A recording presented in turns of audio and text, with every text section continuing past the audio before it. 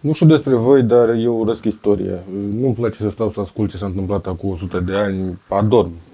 Nu-mi place. Și totuși, cred că am găsit o istorie care îmi place și anume istoria cu trotinete electrice. Primul model de trotinetă a apărut pe străzi în 1918, dar pe vremea aia se numea Autoped, la fel și compania care o producea. Autoped a fost înființată în 1913, iar Arthur Hugo Cecil Gibson a patentat ce reprezintă astăzi pe stradă o trotinetă în 1916. Designul acesteia a fost conceput de Arthur Gibson și Joseph Merkel. Știu, sunt oameni de care nu am auzit până acum, nici eu, nici voi, dar o să vă dau toate informațiile astea pentru că dacă vreți să le căutați după aia, să știți, aveți o referință. Cu un motor de 155 de centimetri cubi, montat peste roata din față, trotineta aia prindea până la maxim 50 de km la oră.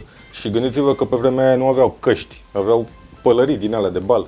Accelerația și frânarea nu erau pe manetă și pe trăgaci, cum e acum la noi, erau pe ghidon. Împingeai ghidonul ca să mergi, trăgeai de ghidon ca să frânezi. Bine, să nu faceți asta acum, că trebuie să menționez asta pentru cei care m-au luat în serios când am bandajat camera aia spartă. Acum nu se mai face așa, dacă trageți de ghidon, rămâneți cu el în mână. Asta era primul model de trotinetă. Că tot veni vorba de cameră, compania Empire Rubber and Tire a făcut special cauciucuri pentru trotineta asta. Erau roșii, pentru că după mai multe teste pe care le-au făcut ei, cu mai multe cauciucuri, fiecare culoarea lui, a ieșit că roșu a fost cel mai bun cauciuc. Și atunci ei a vrut să știe că roșu, dacă o trotinetă are cauciuc roșu, este munca lor acolo în spate, au fost testele lor, cauciucul roșu a fost cel mai bun de la ei. Trotineta asta nu era electrică, dar era totuși o trotinetă pe benzină, iar pe vremea aia era considerată motocicletă. Oamenii o foloseau exact pentru ce folosește acum, să filtreze traficul. Bine, erau unii care o foloseau și ca să fugă de poliție cu ea, dar nu intru în detalii ca să nu dau idei. Vehiculul ăsta a apărut pe vremea când nu existau reguli de circulație. Deci, practic, te urcai în mașină și aveai grijă să nu faci accident până ajungeai unde aveai treabă. Adică la fel ca în zilele de astăzi, doar că fără semafoare. Ca idee, semafoarele au apărut de-abia 15 ani după ce a apărut acest Autoped. Acum că toate lucrurile astea s-au întâmplat în 1915 toamna sau în 1916 primăvara, mai puțin relevant. Ideea este că conceptul de trotinetă a apărut acum 100 de ani și pe vremea era considerat atât un vehicul ciudat, cât și o jucărie pentru oamenii bogați.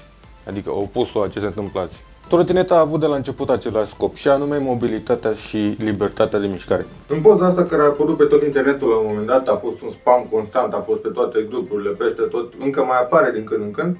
O puteți vedea pe Lady Florence Norman, care se ducea la muncă pe trotineta ei cu motor în Anglia în 1916.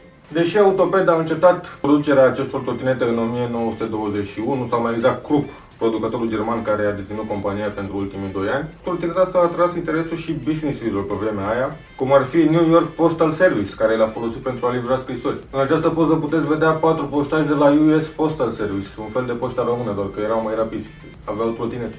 Autoped a încetat să le mai fabrice pentru că nu era un interes mare pentru ele, erau mai scumpe decât bicicletele și nici nu erau la fel de comode precum motocicletele, pentru că nu aveau șa. Compania Autoglide a început în 1936 să continue ce a lăsat Autoped, doar că o făceau în stilul lor. Au luat niște motoare pe care le-au găsit prin fabrică și le-au pus pe trotinete, au făcut ceva altfel. De data asta au pus motoarele pe roata din spate, peste roata din spate. Iar acum o să observați că istoria se cam repetă.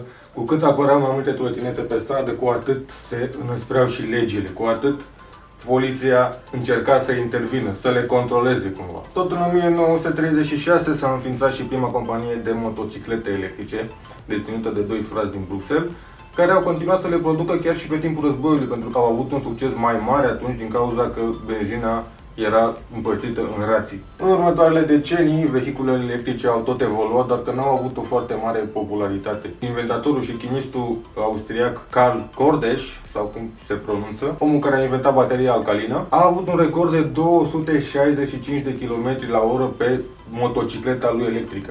Acum, cum au măsurat ei viteza asta, nu știu, că sigur n-am măsurat-o cu GPS-ul de pe telefon. Dar gândiți-vă că pe vremea aia nu aveau nici cască ca lumea, nici echipament, aveau cască din aia de copii, Din păcate, domnul Carl a murit în 2011 și nu mai putem să-l întrebăm cum a măsurat viteza. Dar uitați-vă la el ce cască avea pe cap, noroc că avea echilibru bun. Istoria e vastă și nu putem să știm câte firme au fost și câte firme au produs trotinetele cu motor. Dar știm că Autoped a fost produs atât în America cât și în Germania și Cehoslovacia. În 1985 a fost înființat GoPed, companie care există și azi și care a început producția trotinetelor cu motoare pe benzină. Prin 2005 au lansat un model care se numește ESR 750, iar asta era o trotinetă electrică. Asta a fost un succes. Un motor de 750 de W pe 24 de volți cu un top speed de 32 de km la oră, 4 baterii de 12 V și o autonomie de 16 km. Nu e mult, dar nici nu e puțin, adică e suficient să-ți faci treaba cu ea. Și cu asta cred că am descoperit prima trotinetă electrică inventată. Nu garantez, dar e posibil. Nu pot să garantez acuratețea acestor informații, dar sper că v-a plăcut și vouă această scurtă istorie a trotinetei motorizate. Și să nu uităm cel mai important lucru. Astăzi avem atât de multe trotinete încât nu știm ce să alegem. Deci eu zic că suntem pe drumul cel bun.